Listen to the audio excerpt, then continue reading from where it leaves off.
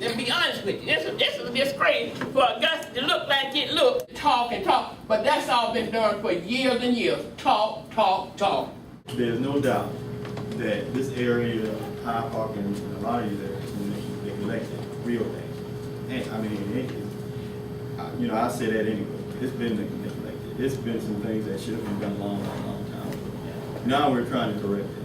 Who gonna compensate us for that? I went back in debt. My home was paid for. I went back in debt. And then they telling me I got to go again. Man, that's enough to make anybody blow up. Even a paper woman will blow up. Paper bag. Before I start running, the reason why I decided to run it, you know who I am. The first thing I said was infrastructure. The first thing I said was flooding. That's the main reason why I'm here. The problem is that we have pipes that's 16 to 18 inches where we should be having much deeper. And that's the biggest problem. When we did this reorganization that voted on, this reorganization for public works, and we gave raises to people making $100,000 and above, I commend you for not wanting to take it. But the problem was with the public works and utilities and our construction crew. There are less people working, and we need that cleaned out. The reason why the problem is it's a bigger problem is because it's not cleaning out. There's no drainage cleaning that problem. This flooding issue down in East Augusta has been about 30 years. And no one has focused on the issue of trying to clean this thing up. It sits in a valley. What's happening is it sits in a valley. And what you have to do, you have to have bigger pipes to put down into the ground, and you have to flood, you have to send that water on out. Because if you don't send it out, you're going to continue. What's the problem is that they have not focused on cleaning out the drainage problem. I don't know if it's leaves, limbs, or what, but since I've been living there, I have never seen nobody come out there to clean it out or anything. Only thing I seen a sweeper go down the street. And once it's sweet, you'll see him in the next 4 or 5 months. That's all I ever seen. Sometimes, like I say, you get disgusted, you get very irritated, short patient. Sometimes I feel like a mountain lion. I want to snap. And I'm looking, I said, thank God my house is not flat on the ground. Because I have a flood here. And then I know I'm going to snap. I'm going to just become total staff. But, I'm just saying, maybe that's one of the problems. Come out and clean out the gutters. Now, when I come, I got to leave this church. I need a canoe, a boat, to get home. I had to take my shoes off and roll my pants up and walk in water. And you know what? Every time I put my foot in that water, I turned into a bear. I got that much meat. We had a meeting here the other Tuesday night. Now, I've been living there for a while, but I haven't passed in the area. But I had sent a letter over 10 years ago about down here because I heard about it. You were not on there. The other Tuesday night, when I left out of here in that old 76 Oldsmobile out there, the big old things that can park water, I went down the street and I turned left back over here by where you live. It stalled me out. I sit back down that dark street, I don't know how long. And when that happened to me, although I had known, I said, wait a minute. The people shouldn't be living in these kind of conditions. If they put all that money in there, then if a lot of those people you all have put in place are not doing their job. To clean out those things or put a covering over that thing, but you told me about that, so that all that trash won't go down there. And I fault the people too, who's dropping all that mess on the street, that's causing them to get clogged up. They at fault too. But the other thing is, this young, when I saw that, I said something must be said and done, because it's sad when the people are living in hope but dying in despair. You are here because we need to fix this problem. And we got flooded twice. The Red Cross came out there and put us up that Wednesday. We came back that Saturday morning. We was home 2 hours. The house was flooded again. Here we go another time. We moved. My husband just had an operation, old rooms and everything. We couldn't stay there. We lost everything. We don't have money to do that. We lost everything. But y'all talking about faces. Faces not helping me. I called my insurance company. The insurance company said they don't cover none of that. So we got to take it. We don't have money. We retired. That's what they do, take all your money and don't cover So nothing. who you ask? All of the crew. I went and voted for the people in faith, hope that somebody would come along and say something. I've been down here for over 30-something years. I started down in Underwood. I'm just tired. I'm trying. You guys talk about phases, and I understand all of that, but to give us some peace of mind, can we get a commitment right here on the camera, at least, that you are going to look at these pipes? What are we gonna do now? Not down the road. I have seen nothing. Did they get out the truck? Put that down here. This is what they did. And I walked out, I said, so that's the way you do it now with the mashed potatoes? You know, there's nothing. I said, it's something. Oh no, but this is a small hole. I said, but that's a deep hole. You can't put nothing over the top if the hole is deep under the bottom. Every time I called the engineering department, they said, Mr. Jones, you gotta be patient. I mean, how much patience can I have? You gotta model the system and see what's actually happening.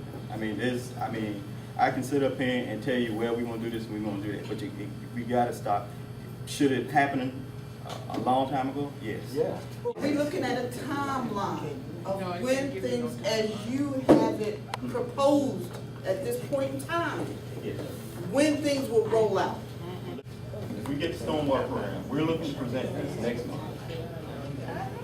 If it passes, then Don't y'all go in a and year cut from that. that day, we're looking to start generating some revenue.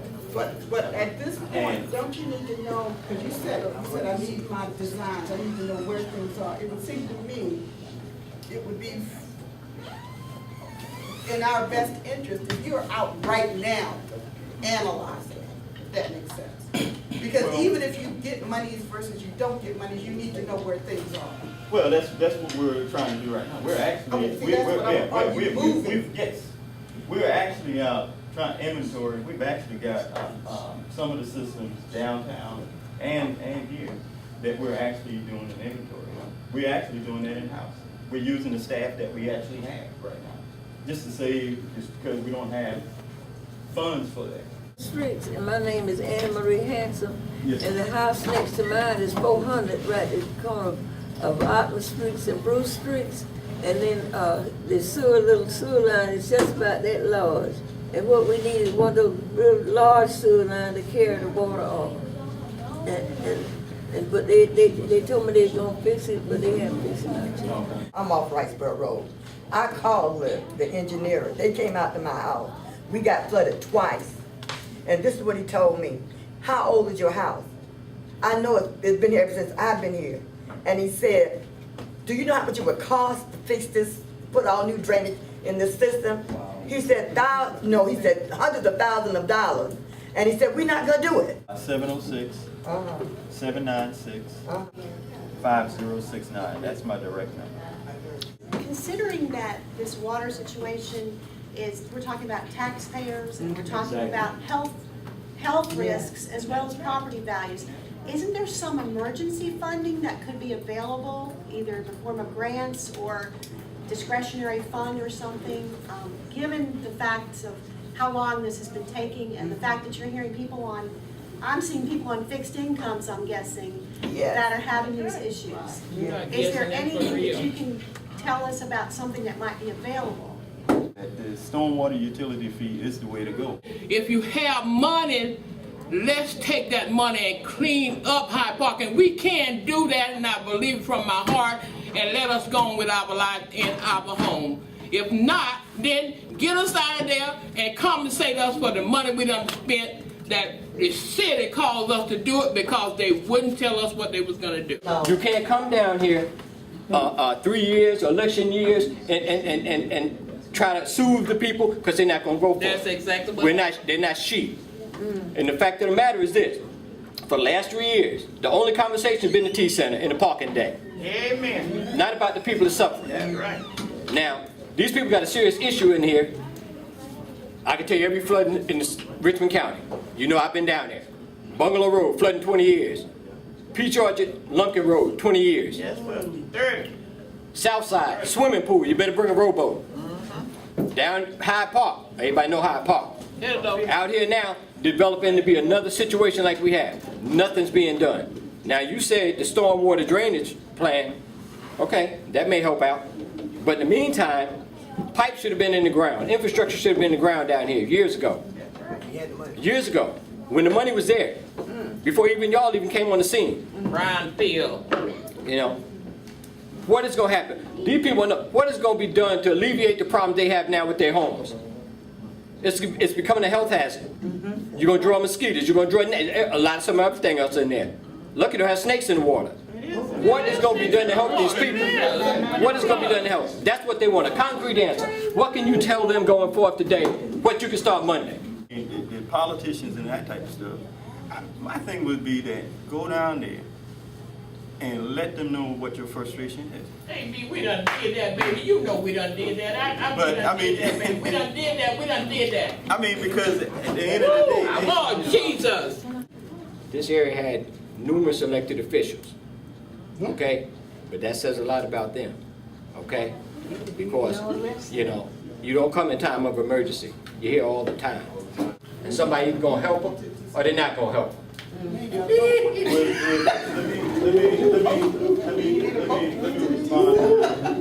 respond. I don't deal with the T Center, so let me just admit that I deal totally with infrastructure. Some of the political stuff that goes on there, I mean, you got to get involved in that. I can't help you with the actual political. Even though I don't live in this community, just as the gentleman had said, I'm still affected with what's going on. So you being the commissioner, I think that there would be some type of level of comfort if you would take this on or be willing to take this on, as far as just to make sure that if it's the prisoners or if it's whoever's in charge of maintaining those draining systems, at least to get them checked. Of course, with AB's plan, that's going to take some time. That's going to take some funding. They understand that, but they need to feel some sense of security that you being the commissioner for this area, that you're on top of it. And for myself, you know, at least to know that you're going to at least get someone out here to at least look at the drains. I know y'all new people in office, but results has got to come, because they done made us too mad. Now y'all getting the fire of what's going on, or what they didn't do. And see, living down here, done been down here and had to leave because of the flood. Lost a house because of the flood. That's disturbing people. That's why they don't want to vote in these elections. That's why they don't want to put people in office, because we thinking we're going to get the same old crap that we got before the administration. And it's getting tired of it. And y'all catching the heat for what they not doing. So, I mean, results are happening in those ways. And I think now as we survey, as we have these meetings, I'm not running for cover.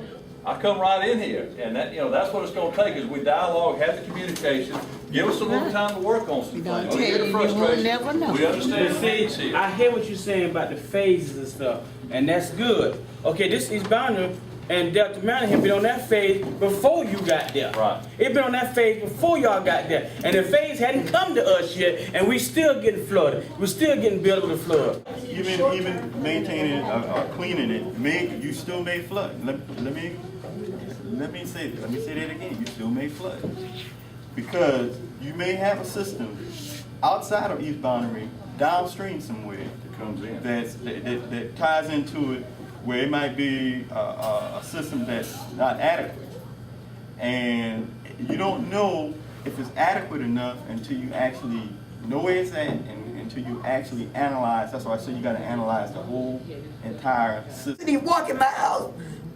Excuse me. You couldn't even walk in my house for the scent. That mold was making me sick. I couldn't even live in my own bedroom because it was so bad. So I'm not knocking you guys. I know y'all got a job to do. But when you don't never see nobody come around and look at the drains and clean them, I understand they overflow. I understand we're having rain from God, and we can do what God is doing.